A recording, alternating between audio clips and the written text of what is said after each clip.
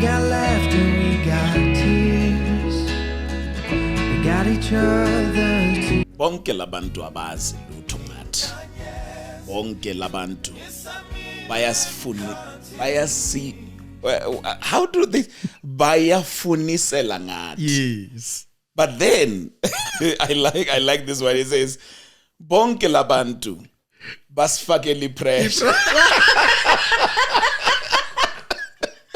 This is the story of the couple that we are actually sitting with today, and we're having a great conversation because this is where we discuss a lot of things, and a lot of things love.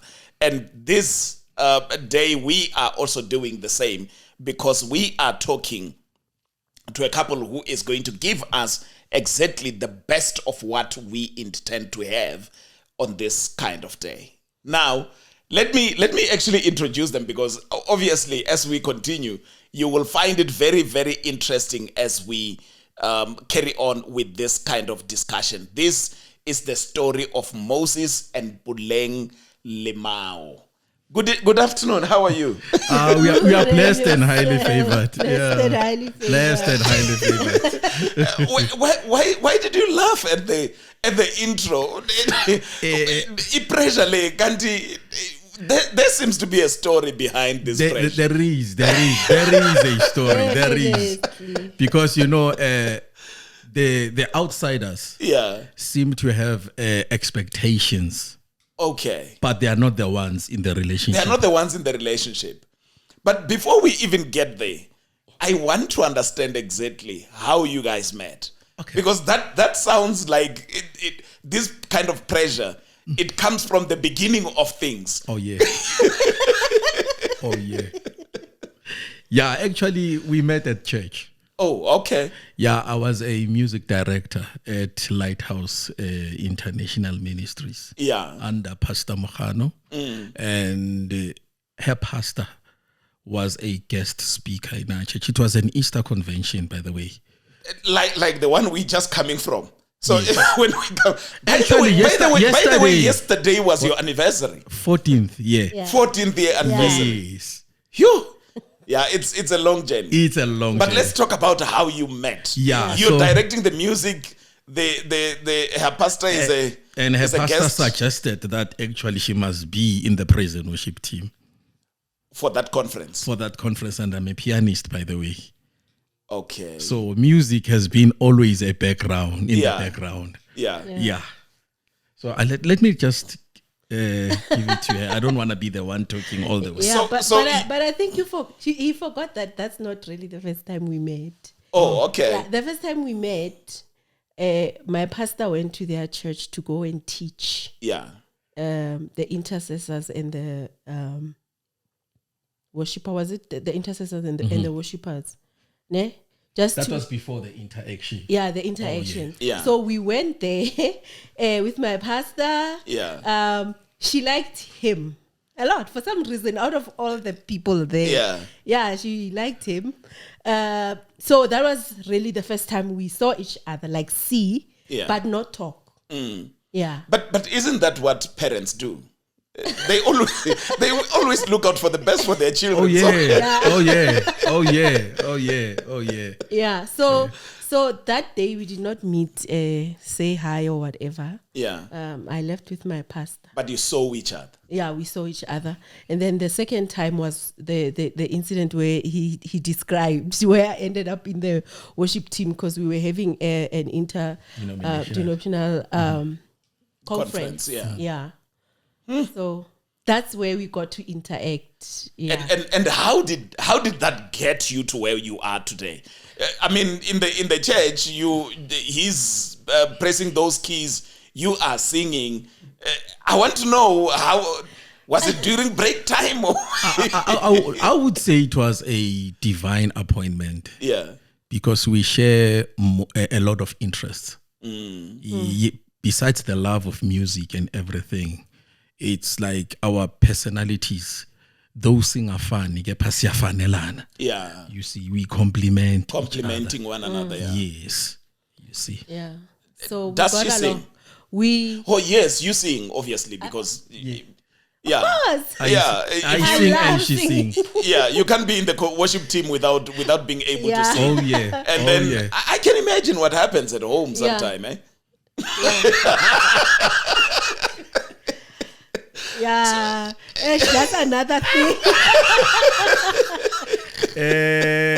Yeah. We once had a challenge Yeah. because of that also. Of the old. The music also. Okay. Because first few few months of our marriage. Yeah.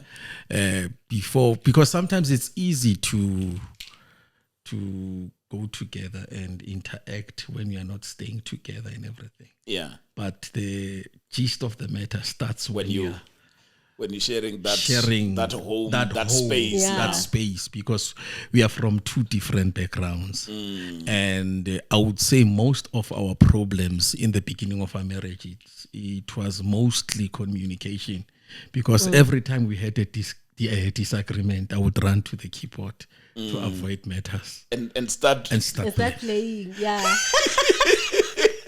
It was like I was replacing her with the keyboard. with the now. keyboard. Yeah. But that's a great not a great story, but that is the most escape route Yeah. for creatives. Yeah, it was an escape route. It's just unfortunate that he married a woman who wouldn't allow it. I called the pastors. I called the pastors. Invited them over for dinner. Cooked for them. And yeah, eventually we got to that point and I told the pastor, I'm like, you know what? I want to throw that keyboard over.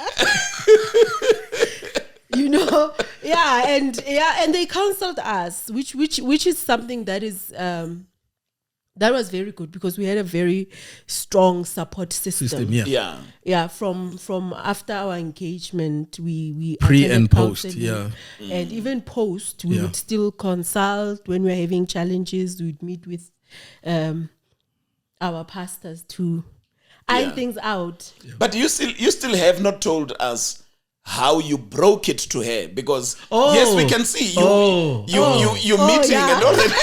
It's just that we got drifted away. Actually, we were friends. We became friends after then, because I was from a very, very, very bad relationship. Yeah. So I decided that, you know what, the next time I get into a relationship with a person, the base must be a friendship. So we became friends, actually. Yeah. Yeah, we became friends. And for a year. Okay. And she disappeared. Yeah, I disappeared. I did. Disappearing because the families moved away? No. I intentionally. Yeah, I unfriended him intentionally. Okay, so how blocky that? If it was now. Yeah, the reason is, I'm a very conservative person, raised in a conservative home. I don't know how other women are. Maybe they can approach men, but I can't. It's just a principle that I had. Yeah. So when I developed feelings for him and I thought, he's not, there. Yeah. I prayed to my God and I said, God, if this man is not serious, I'm going. And then I deleted his number from my phone. So I just cut off communication. Because he was slower. Yeah, he was slower. So jeez. Hey. He had to figure it out. Yeah. So I stopped talking to him for a year. We separated for a year where there was no call, no nothing, no interaction. Yeah. You're wasting my time. And ngapho buti ubusy uya impressa musically. Uya phone, but he's not actually getting to the. So but what is it that, because when you started a friendship with her, you had seen the potential. I had seen the potential. But what actually stopped you from breaking the news? I needed to deal with my wounds. Okay. It's better you deal with a scar when you're in a marriage than to deal with a wound when you're in a marriage. Yeah. Because wounds have a way of becoming septical. Yeah. And a septical wound can end up affecting other areas. So I needed to heal before I can advance this friendship into a love relationship. So I needed to be sure, because this thing of GBV, it's not something people they plan to be violent and everything. Yeah. It's unresolved issues within a person. You find that I'm fighting another woman in her unaware. So I needed to heal. Yes, I had feelings for her. I loved her. She's everything that I need in a woman. But I didn't want to become the problem in this. But you could still have said to her, you know what? This is who I am. This is what I want. But at this moment, there are these things. You could have said that. I could have said that. The problem is that, sometimes we overthink. Yeah. Thinking that if I tell her that, you know what, I love her, but let's take things slow. Because the past relationship that hurt me, it was because of taking things slow. Oh, you did not want to go back there. Because I decided to live a holy life, a consecrated life, only to find that the person is not living a consecrated life. That person wanted action immediately. And to my surprise, I got the shock of my life. She got pregnant. Yeah. So I really became bitter, especially towards women. So in our friendship, I didn't want to bleed on her. Yeah. I needed to heal before I can take it to the next level. Only to find out she is already there. And let's fast forward. Not to the 1 year, but in between the 1 year when you have blocked him. What was in your mind? What were your expectations now? Okay. During that period, I had decided that if I am to wait for a marriage partner, number one, I was clear about one thing. I was never going to marry anyone who's not saved. Because for me, I understood, because my pastor had taught us that as a woman, you need to submit to your husband, which means he has to be the leader in the home. So I can't be led by someone who doesn't believe in what I believed. Yeah, true. So for me, during that process, I was praying for a partner. I was telling God what I don't want. Yeah. I was telling him I don't want a man who comes home and reads the newspaper and puts his feet on the table. I was very specific in my prayers. Yeah. No, I was so specific. If I saw something in a man that I didn't like, I would say, God, you see that one, ne? I don't want that, because you know how I am. It's gonna be very difficult for me to deal with that. Yeah. I don't want a childish man. I'm a woman with a very strong personality. I needed a man who was strong enough to can handle a woman with a strong personality. So I had a very good discussion during that 1 year. I was busy with that. Not even I reached a point where I even forgot about him. I did. And now the year comes to an end. You how did you trace her? You have absolutely the only thing that you now have is the past. And the phone numbers, I had her phone numbers. I didn't delete her numbers. Yeah. Oh, okay. So I'm the one who contacted her. And obviously, if she deleted, she would definitely forget your number one way or another. No, I answered like a person who doesn't know his story. I didn't know who was calling, so when he called, I was like, "Hello," like a stranger is calling. And the first thing he says, hola hlabat, So according to him, I threw him away. And that was the phone call, and obviously a lot of more from there. Yeah, we reconnected. Yeah, we reconnected. I proposed a date. Yeah, that we meet, and after meeting, actually we met. I didn't propose a relationship. Actually, ours was straight to engagement. I proposed marriage. Okay. Or because you had wasted a lot of time. A lot of time. Yeah. Yeah. So I was sure by then. Yeah. Yeah. I was now sure what I want.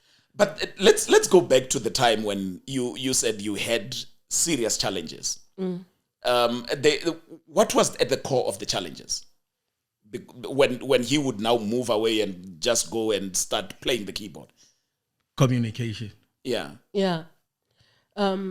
Because, one of the incident involved the wound that he was talking about now. Yeah. Because we had an incident where a friend sent me something on the phone and he saw "love you" at the end, and he did not read the whole message, he just saw that. Yeah.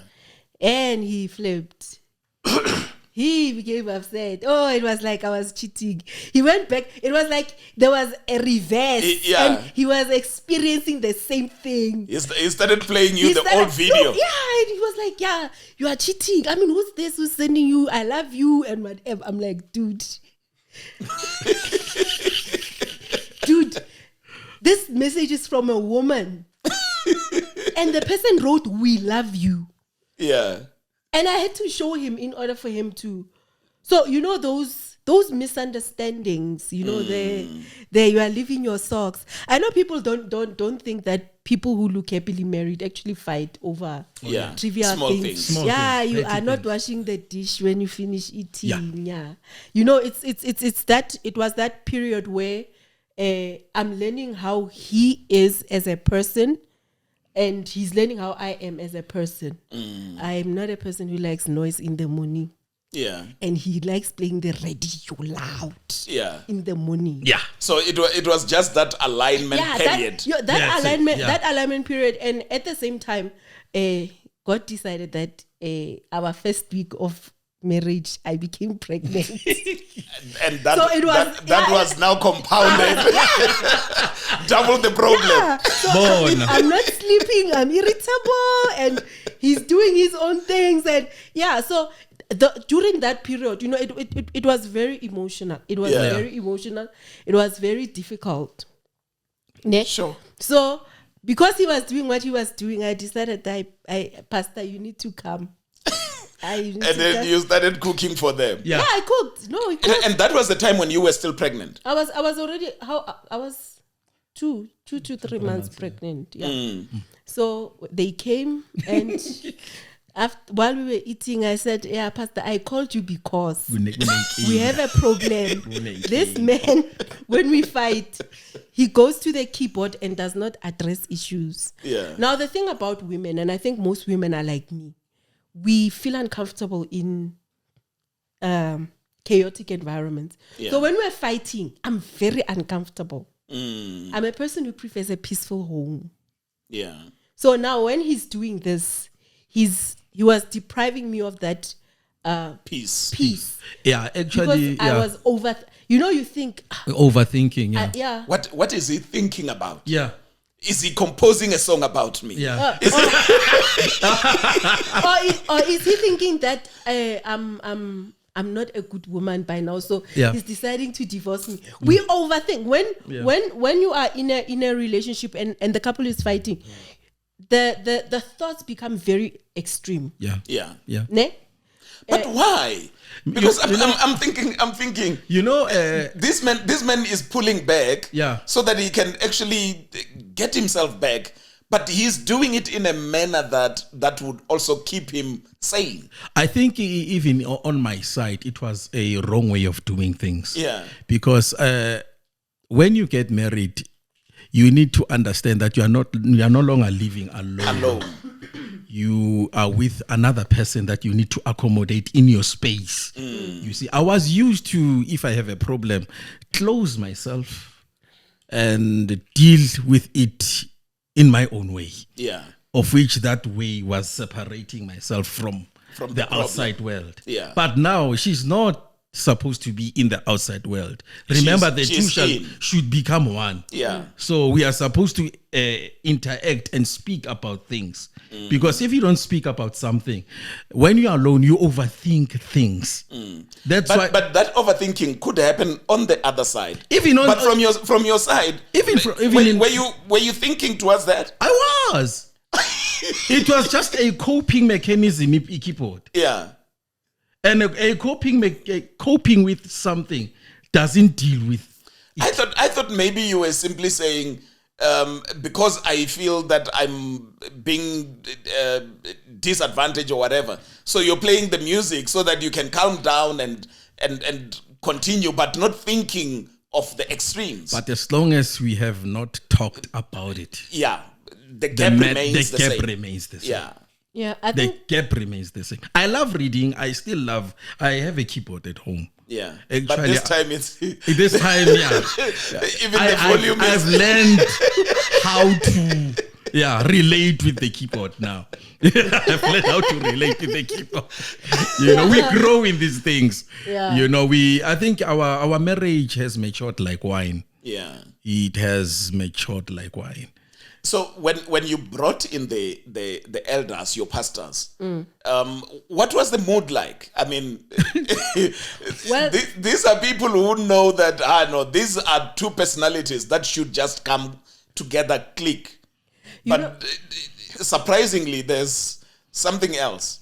Yeah, by God's grace, we our pastors at the time, they were very light-hearted people. So the pastor actually laughed at my irritation for a little while, but he understood what my main issue was. Yes.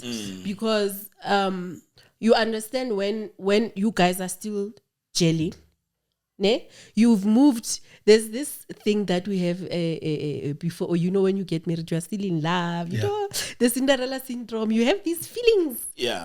But after you get married, those feelings die down. Yeah. And most marriages die in that phase because now you have to love the person by choice. Yeah. Not because you are feeling excited about it. Yes. Not because I feel I like you today. Yeah. Yeah, I might not like you today, but it doesn't change that I love you. Yeah. Yeah, so we were in that transition phase. Yeah. Where now I'm shocked at he's getting upset and going to the keyboard. And so the pastor actually understood where we were. So they guided us to actually say, look, when you have an issue, as the head of the house, you are not supposed to just separate yourself. If you need space, communicate to her that give me some time. Communicate. And the promise you make to come back and discuss the issue, you need to keep it. So if he says to me, no, in 3 hours, I will be ready to talk to you. In not 3 just hours, disappear. in 3 hours, he must come back and talk to me.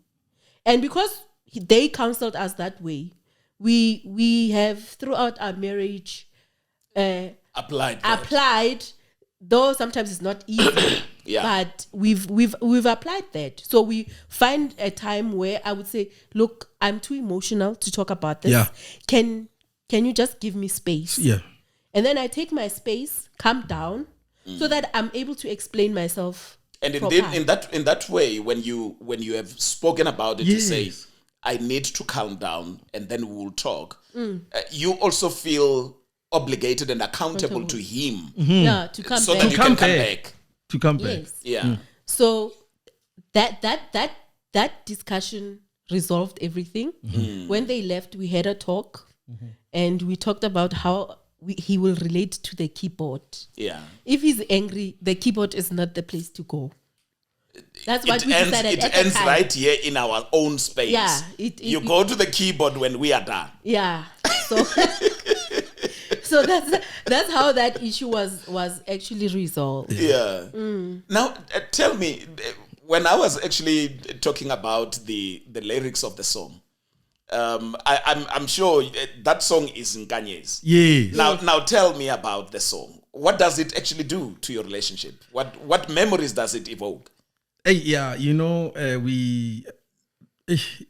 when we got married, things were not the way they are now. Yeah. Let me speak for myself.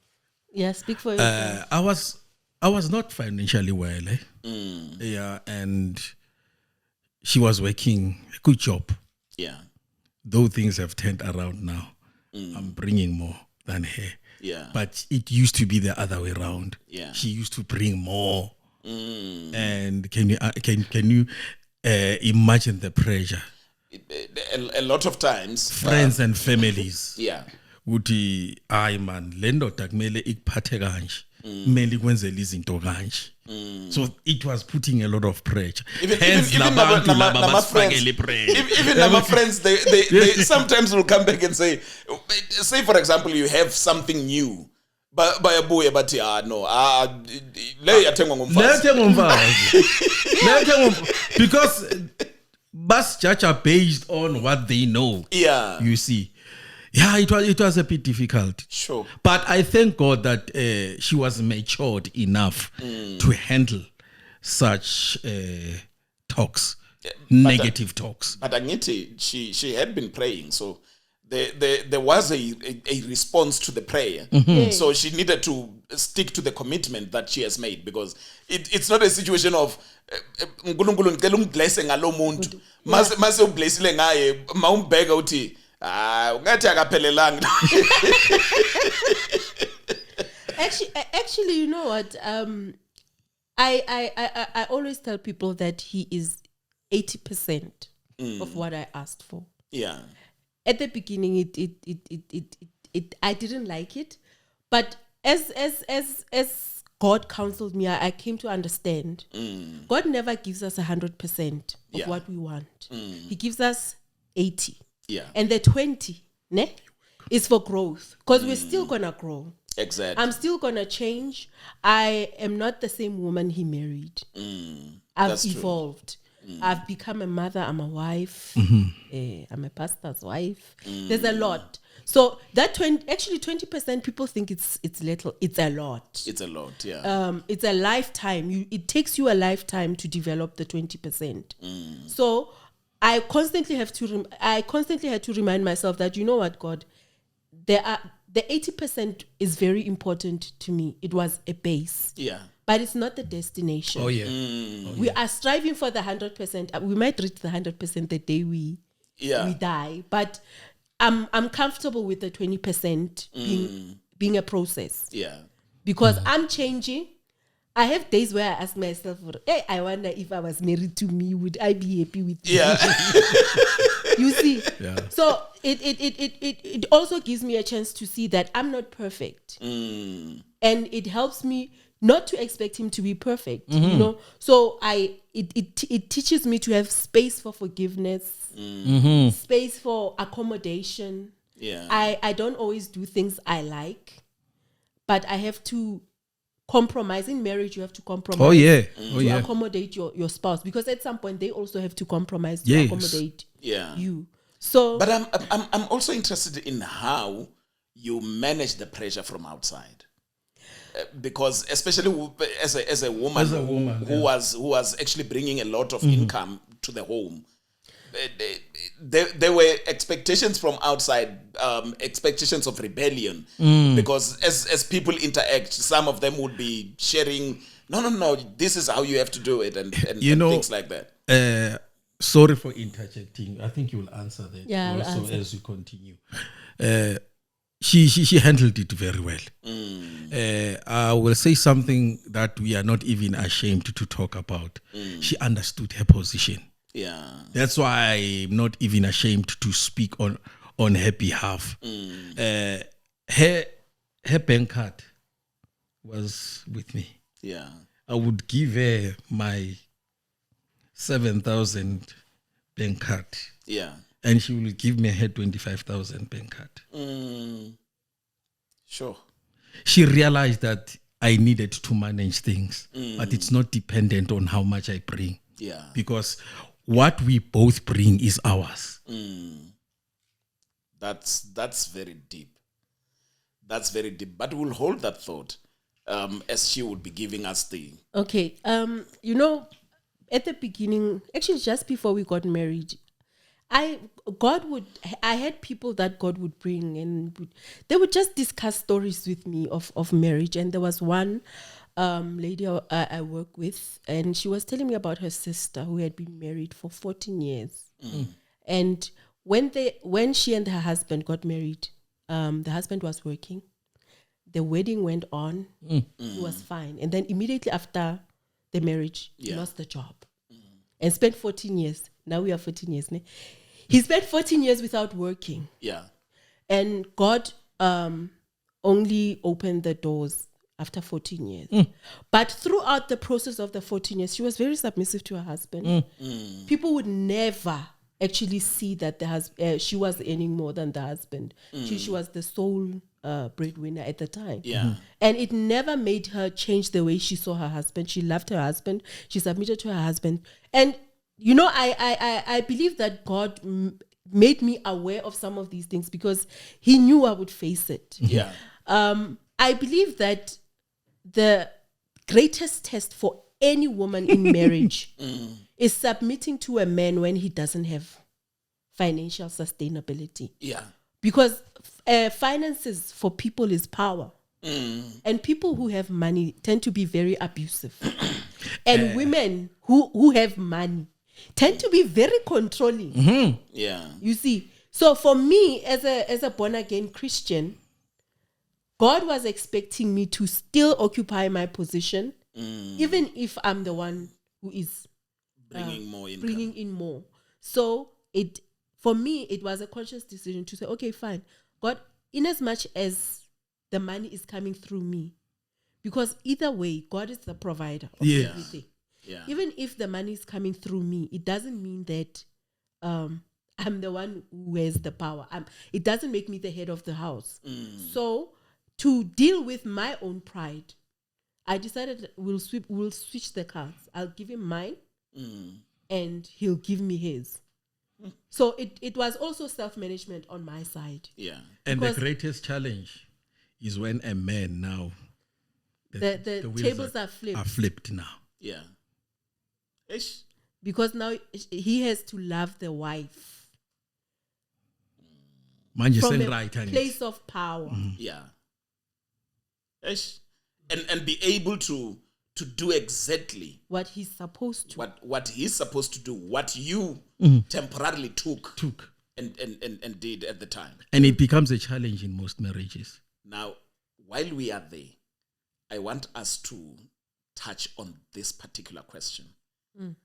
How deep is your love for him Okay. that made you to surrender the card?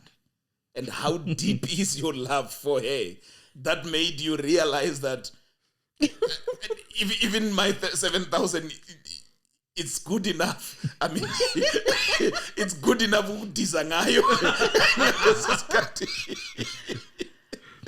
Well, you know what? I guess the fact that I prayed for a particular man and God honored my prayer and answered my prayer actually cemented my commitment to him. Yeah. Yeah. He's a handsome man. Ne? Yeah. Yeah. And one of the things that I love about him, he has dimples. Ne? Okay. Yeah. So it's that I really love him. I do. Yeah. Can I talk about them? I don't know how deep, but deep enough to stay with him through thick Everything. and thin. Yeah. Yeah. So I don't love him because he is looking handsome today. Yeah. Even on days when he's not a nice person, I'm I sure. love I'm him. sure. I'm Even sure. on days when I don't like him, Yeah. I love him. You see, because there are days when I don't like him. I go like, we are in Kenya now. I am Kenya, seriously. Yo, you know? But me being bored with what he's doing does not kill the feelings the of love. spark. Yeah. Yeah. I still wake up and feel that, okay, even if he irritated me yesterday, ne, I don't think I would want to be married to another man. I still want to be married to him. Yeah. By the way, love is not a feeling, love is a decision. It's a decision, true. You decide. You decide to stay. Feelings come and go. And they do. They do. they sort of disappeared. They do. For a year when she realized you were not speaking. Love, it's a decision. Yeah. Yeah, you need to decide. People who fool around and go there and there, it is clear that they have not yet made a decision. And you have decided. I have decided. What made you decide? What made me decide? It's, you know, I can't explain this thing in words. It's like when you are surrendering your life to Jesus, that moment of saying, Lord, come into my heart, it is unexplainable. Yeah. I think the love that I have for her, it hit me that way. Like the love of God when it hit me when I was a sinner. Yeah. It is unexplainable. I think if I can explain it, it won't be love. Yeah. I hear what you're saying. And I understand, because for someone to love you and honor you that way, you run out of issues to talk about. Because what else can you say? You know, it's that whole thing about that song. I didn't know you will honor me this way, and that's the kind of thing you start looking at what she has done, what she has compromised. Actually, I always ask myself, what did she see in me? And when there was a challenge, she decided Why? to cook and make sure that. I mean, there were other guys. Yeah. I think who could give her the best life that she can have, Yeah. she can ever have. But she decided to tatale out in Klalana. Yeah. Hey, I'm a dimple. Say I say. But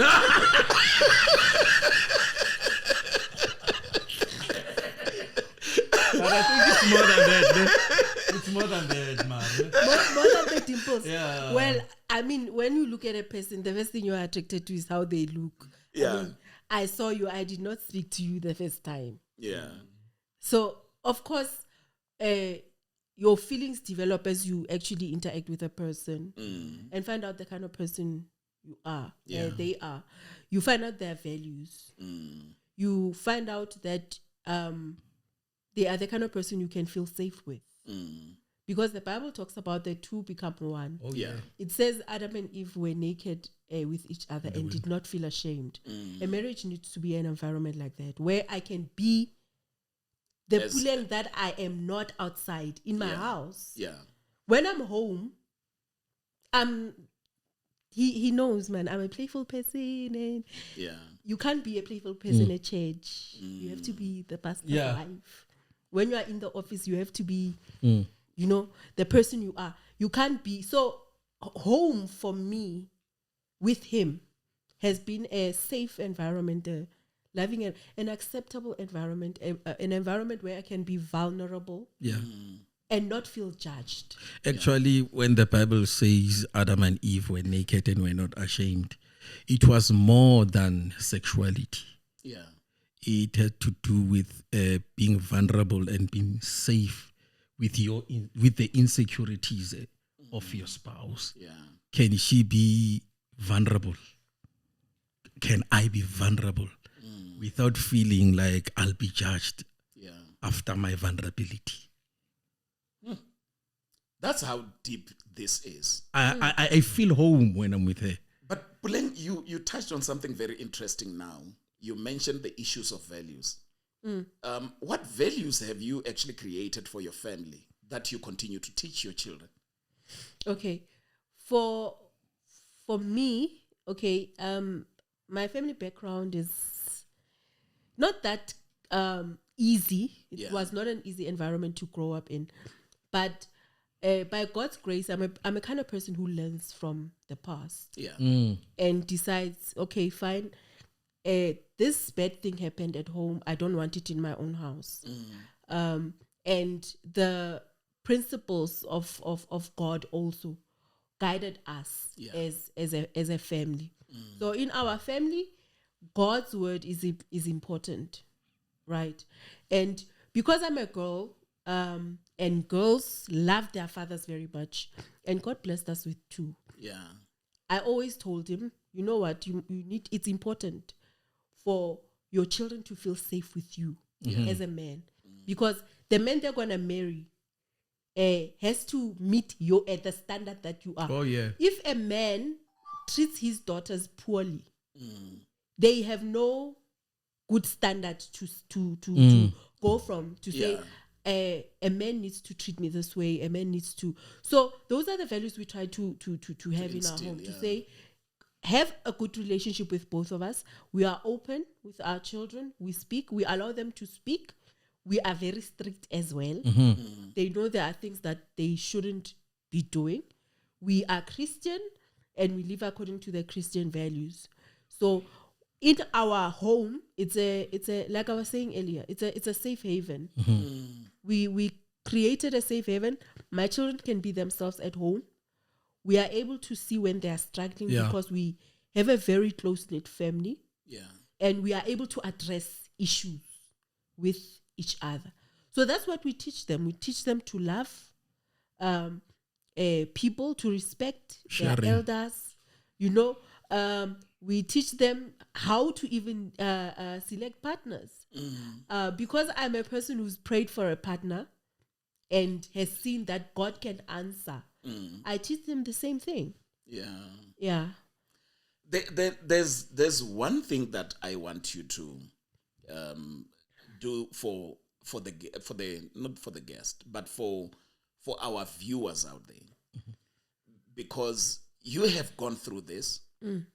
You are now is it 14? 14 years. But there are people who are battling out there, and they need just 1 or 2 touches of wisdom. What kind of wisdom would you actually give to them, to the viewers out there, as 1 of or 2 of the best that you can say has helped you to be grounded? This is marriage wisdom that you can share with somebody else. Never share the weaknesses of your partner with the outside world. No, you have to say it again while you're looking at those cameras now. And, the reason why I'm saying that is because of the power and the strength that it holds. Please just repeat that again. Never share the weaknesses of your spouse with the outside world. It goes far as them having to respect your spouse. Yeah. Because how you speak about your spouse determines the respect towards your spouse. Yeah. It's a what do we call it? It's a gateway. What would you say, Puleng? Okay, I think mine would be more for the women. Yeah. We are known to be very loud in marriage. And that is something that men complain about a lot. That women are loud. So they don't stay in the home because of the way we talk to them. We shout instead of addressing issues and that. But what I would advise is, for me, what has worked is learning to speak to God about it, venting my anger in my prayer closet. Yeah. And when I talk to God, I say whatever I'm feeling. If I feel like punching him today, I say, God, you make me so angry. I want to punch him today. You know, and because of that intimate relationship I have with God, I'm able to, when I leave that space, I'm able to go to him and be. So have a prayer time and use that prayer time to vent out your frustrations so that you don't come back and be yelling at him. Yeah. Sure. This is very interesting. Now, we are reaching the end of this. And you have given us the kind of wisdom that you have. But we can't actually let you go without you having just told us a little bit about how you celebrated your anniversary yesterday. It was a very hectic day. Very. By the way, we are pastors. We are pastoring a church at Meadowlands. Yeah. We were. I was Invited for an interview. For an interview in one of the radio stations. Okay. Both of us we were invited. Yeah. I was in a drive time show from 7 to 9. Yeah. She was in a drive time show from 4 to 7. Yeah. Okay. On the same radio station. On the same radio station. Just different time slots. Just different time slots. Morning and afternoon. and afternoon. Yeah. Okay. And then yes, we had our beautiful dinner date afterwards. Yeah. Oh, no, this is beautiful. 14 years of bliss. Yes, potholes here and there, bumpy rides here and there. And this is the story that Puleng and her husband, I keep on forgetting the name again. Moses. They have just given us the best story that can actually take your life to a different level. And this is how we close this segment. Of course, this not segment as such, but this is how we come to the end of this episode. And we will meet you again in the next episode when we come with another guest. Goodbye and have a lovely day. God bless you. We got laughter, we got tears, we got each other